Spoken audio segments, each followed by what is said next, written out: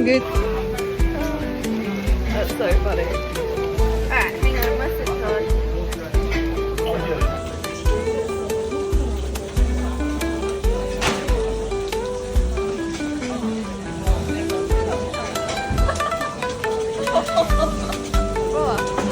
That woke me up.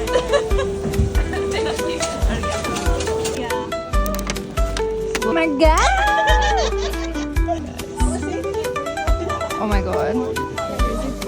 Yum.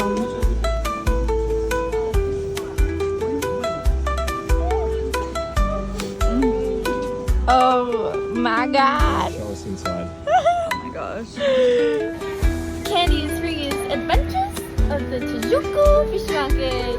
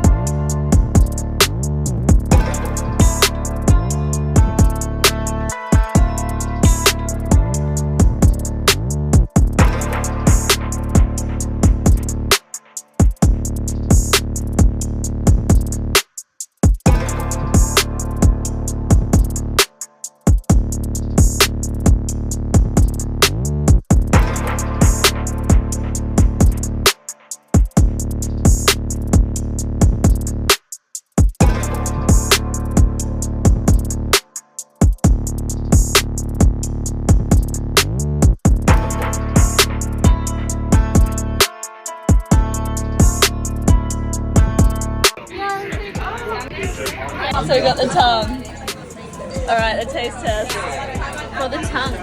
Tastes like a tongue. Tastes like a tongue. Alright, Scotty. It's good. Nice flavour. Okay. Interesting texture. Interesting texture. Interesting taste. There's sauces here too, I think. Yeah. Good, I like it.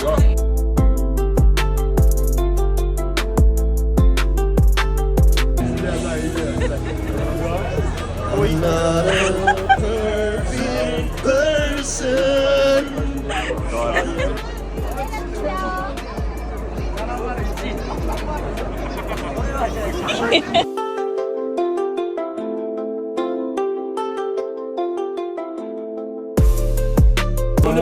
My idea.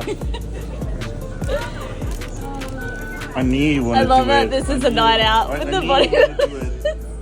With fruit sandwiches.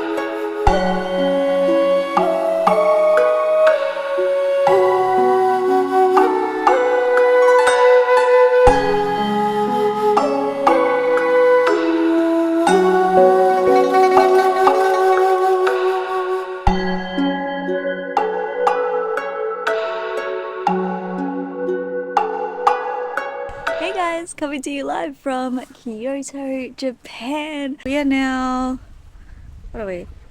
Saturday, Sunday, Monday. We are now, is it Monday? We are now 3 days post show, post the Amateur Olympia in Japan, my first ever international show. And guys, I am still on cloud nine. Like, I've had hardly any sleep for like the past week. I am like, I don't get 4 hours of sleep a night. There's so much going on. I wake up and I'm just rearing to go. Don't want to miss any opportunities here, really. It's been absolutely incredible. The competition, the people I've met, and now being able to come to you live from my Airbnb, which is freaking incredible. Guys, this is my Airbnb.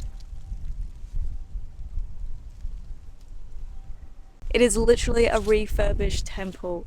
There's definitely like that real spiritual presence here, and after a week in Tokyo with the competition, and although Tokyo does have this nice flow about it, it was definitely a lot of energy there, and you come here and you can't help but feel more grounded. So I think the way that we've planned this trip has been absolutely perfect, especially post-comp. In the mornings they have like this waking ceremony where they ring the bells and they do some prayers, they pray for the guests. Absolutely perfect way to first experience Kyoto, and I imagine that's going to set up for the rest of our time while we're here.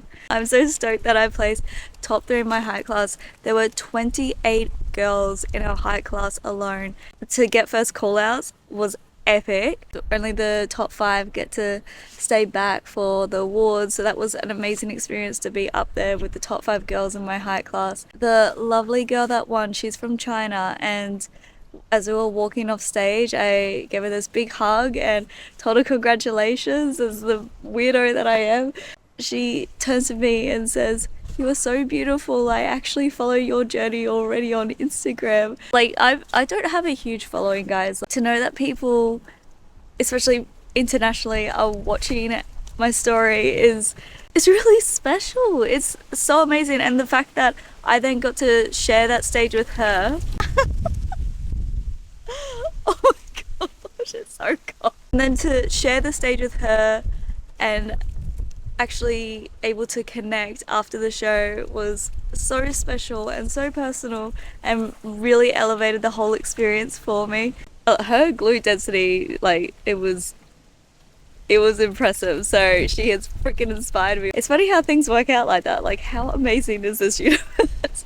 Backstage, I've never had a backstage experience quite like it. Like, being surrounded by people from all different walks of life, all different cultures, different languages, and then still being able to swap stories, give each other mutual respect. Like, that was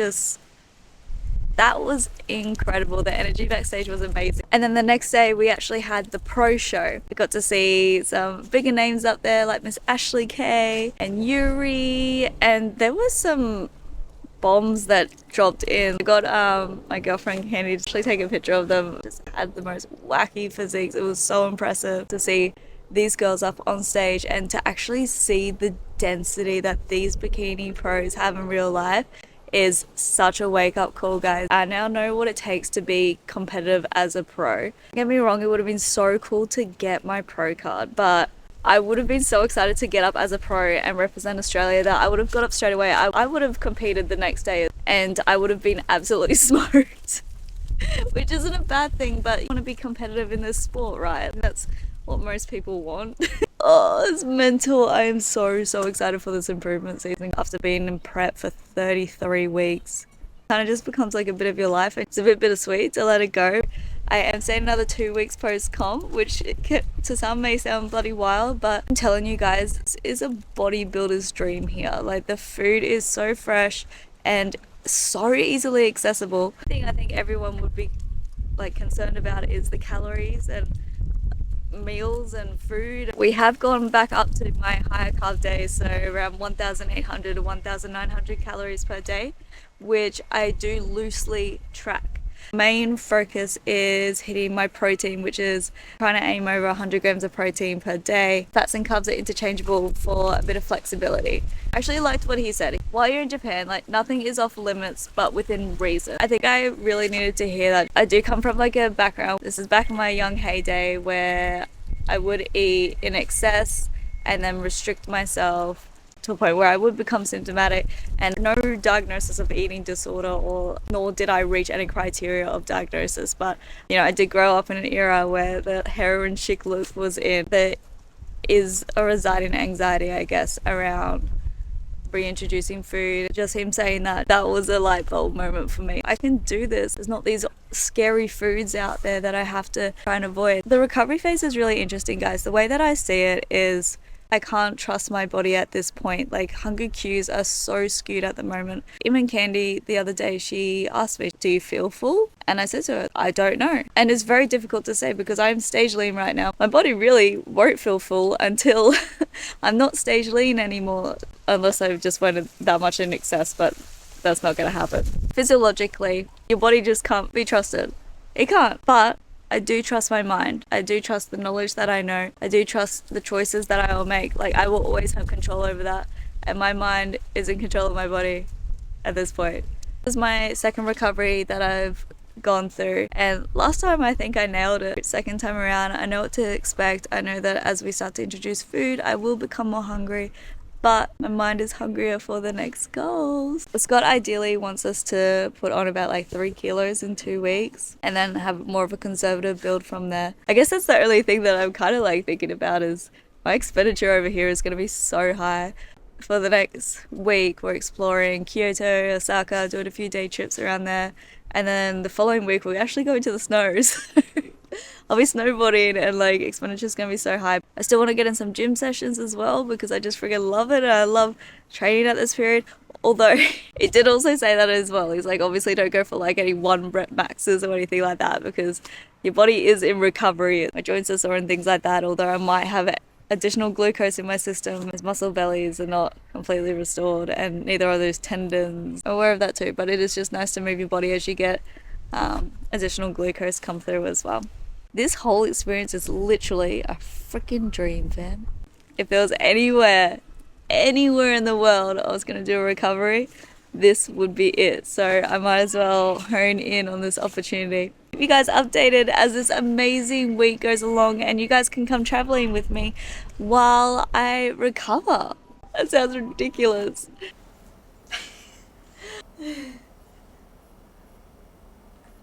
It's actually really good.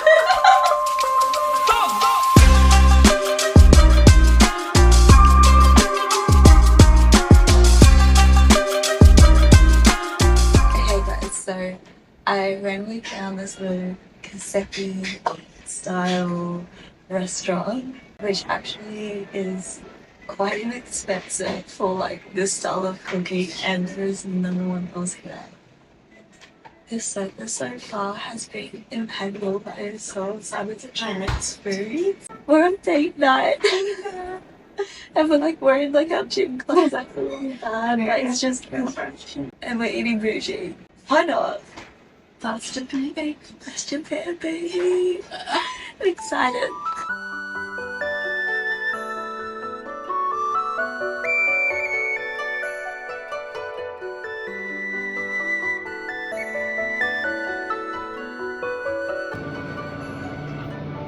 It's actually kind of disgusting.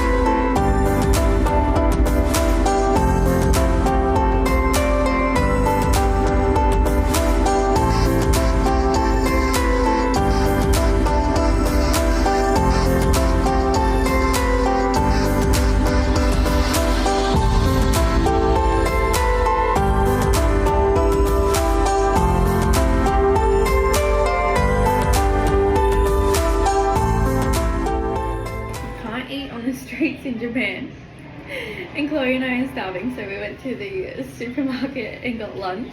And now we are sitting underneath a staircase, hiding from the street to eat our lunch. I got eel and rice. Miss Chloe got soup. You got some fish. I don't even know what fish that is, but macros are really good. Protein. Some salad and some pumpkin. Sorted. Yeah. My rice and my eel. Cheers. Cheers. The eel is good though. The eel, it's so good. Quick little pit stop. My girl has an addiction.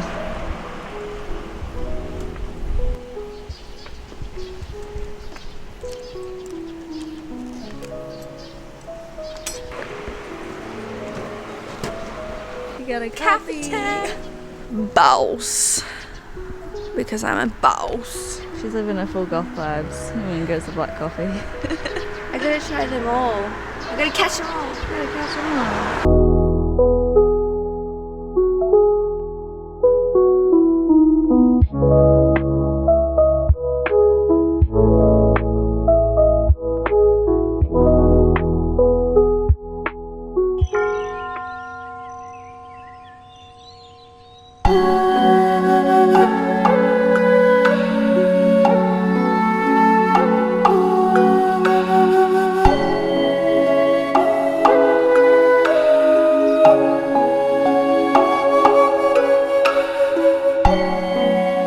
Did you like? You're so pretty. Golden sun coming. Amazing way to start the morning. Oh my goodness. Beautiful bike ride. Like, you're kidding. Because the vending machine coffee wasn't enough for us. We're gonna get a Starbies. The Starbies is gonna be cool.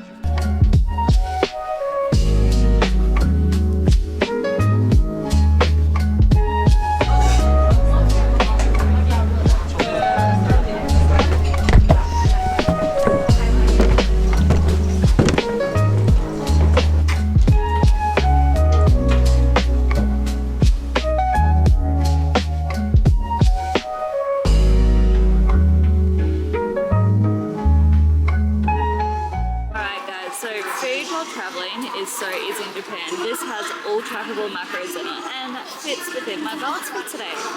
Like, how good.